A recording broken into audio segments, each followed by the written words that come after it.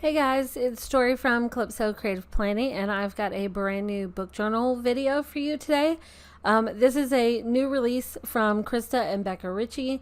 It's a standalone, although I'm really hoping, fingers crossed, that they turn it into a full series, because I would totally read it. I love their, family drama series. So, yeah, okay. All right, let's get to planning.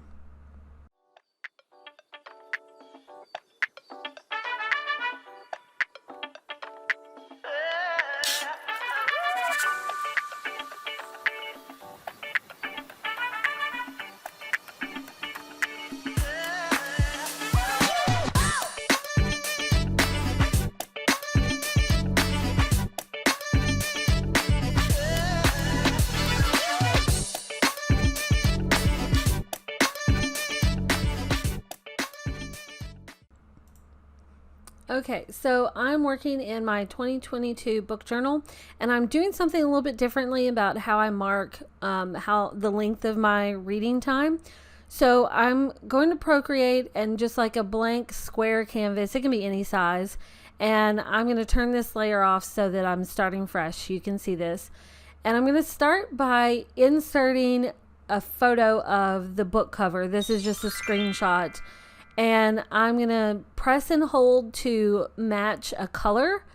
And I'm choosing this pinky purple color. And then I'm going to do a brand new layer. And I'm dragging the color onto it so that, it fills it. And turning off the cover and setting the opacity to 50% so that it's a semi-transparent thing. And this is going to be my sticker, my, progress tracking sticker. So I'm just going to export it as a PNG and copy it and go back to GoodNotes and press and hold to paste it in there.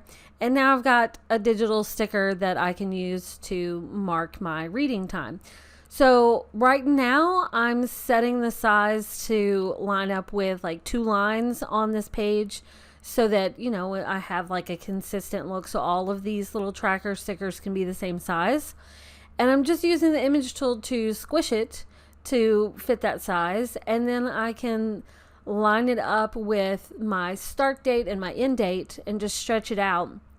I was using a highlighter before, but I wanted something different, and I wanted something that I could match the color perfectly to the book. So once I get that there, I'm just cutting and pasting the book cover. And I really like this new way of tracking. I can fill the whole box. I can make it skinny because it's a picture, right? So I think that works. I like it so far. I like it. And I'm just going to click the date for the book. I put the book cover on the first day that I start reading, and it links to the book review page. So I'm just inserting this cover again. And I use the covers. I get those from the Kindle app on my iPad, and I just do a screenshot of the cover. I was doing the screenshot from the Amazon page, but this gives you a much, much better cover image. It's not like, it doesn't get fuzzy when you resize it. So, yeah. And I'm using that same transparent sticker that I made to just highlight the book details section of this. And I just really like that. I think it works great.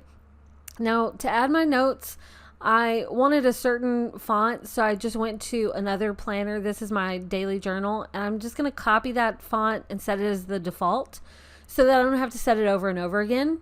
And this is the Stella font in my shop if you guys are interested in getting it. I love it. It's a fun, handwritten font. And I just wrote out my title. And now I'm going to do the book details. And I'm going to speed this up a little bit because, I don't want to bore you guys. It's a lot. But whenever I'm doing this, I typically will have my phone out next to me and have like the... Okay, calm down.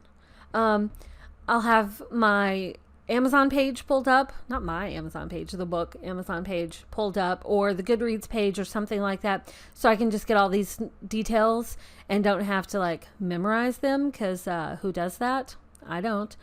So, and when you have this sticker, don't forget to turn off your image selection for the lasso tools so that you're not messing up, that the sticker in the background and like moving around every time you need to move your notes, because, you know, like this, you have to move them and they don't always line up whenever you start your text. You can try, but it doesn't work. So just turn off your image selection so that you can just move the text and not affect that background sticker. But I like having like this little highlighted section to match the cover, and then, you know, match the stickers to it. I think this will be fun. I may not stick with it because, you know, I don't do that all the time, but we'll see. So far, this is the only book this year that I've actually like made my notes for.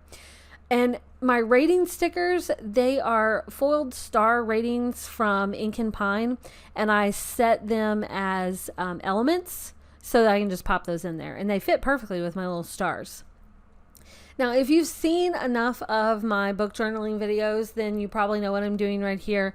When I read a book on my Kindle, I have the Kindle Oasis, and oh look, another shout out for Julia Sykes. There you go. I have my Kindle Oasis, and when I'm reading, I highlight stuff, and then I export my notes, and it goes straight to my email. So when it goes to the email, you get an Excel file and a PDF.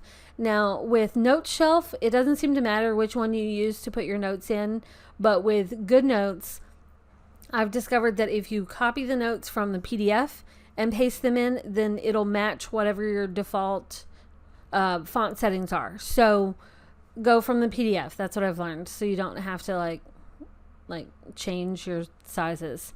But some of these notes have like multiple people speaking, so I enter so it goes to the next line. And to save myself time from, you know, re-spacing all of these to fit, if you change your line spacing for your text, you can figure out that magic number to make it, you know, space with your lines, so you don't have to do individual lines of text to fit on there, because that is just a pain in the ass and no one wants to do that. So change your line spacing, find that number, and then use that same number every time, and it works. That line spacing will be different with the font that you use and the size of the font, and obviously the lines on the page that you're matching. But once you figure it out for whatever you're using it for at the time, then you just have that number in your head. So yeah, so that's my tip. But it works, right? I mean, it's so much easier than trying to do a line of text for each line on your page so that it looks pretty. It just looks pretty automatically. You set not automatically, you still gotta set the line spacing. You know what I mean? Okay, so my notes are in, and this is a shorter book, so I didn't have like, you know, pages and pages of notes, but you know, that's fine. I still had some really good ones. But now that they're in, it's time to decorate. And this is my Galentine Fun sticker set, and I have to say, it's pretty fun, right? So I just wanted to pull in some more of these pinks and purples. I thought this flower would be nice. And then I also really liked some of the quotes. The quote stickers in this set, the text is kind of like see-through. So I think that's really fun. I kind of want to do like a whole sticker set of quotes and words. You know, like my, was it the moonflower? Is it moonflower? Moon blossom? What is it? Moonflower? Word stickers. I think I want to do some with those because I think that's fun. And then this starry inky blob I think is nice, so I'm gonna trim it down so it's just on the side, like, and just stick it to the side of the page, and I like that. I just love these colors. I think they're really pretty. And then I'm gonna pull in something else that I knew would be perfect from this set, these little cupcakes, because in the book October is making like little sweet treats and everything, so I thought it would be a perfect sticker to go along with this book. And I just think that's it. I didn't want to do like a lot of decorating because obviously, you know, I wanted to balance out my notes and my cover. I could make the cover smaller and add more decorations, but I think this is perfect. And I wanted to highlight some of these, some of the quotes. So I decided to use the highlighter tool and just pick like a pretty pink color that would go with it. And then just tap out a little dot for each of the quotes. And it just kind of makes those that are multiple people speaking stand out a little more too. And it just adds, you know, a little tiny bit of color, right? And then I wanted to separate these two over here because I felt like I didn't want them to get lost. And so I thought of a line, and then I thought, let's just put a little box around them. I could use like a modified text box and make it stand out more, but I thought just drawing that was enough. I thought that was cute. Just like a little, and I don't know why my highlighter disappeared down here at the bottom. I don't know if I hit undo and just forgot. I don't know. But that's it. That's all for this one. I will see you in the next video. Bye, guys.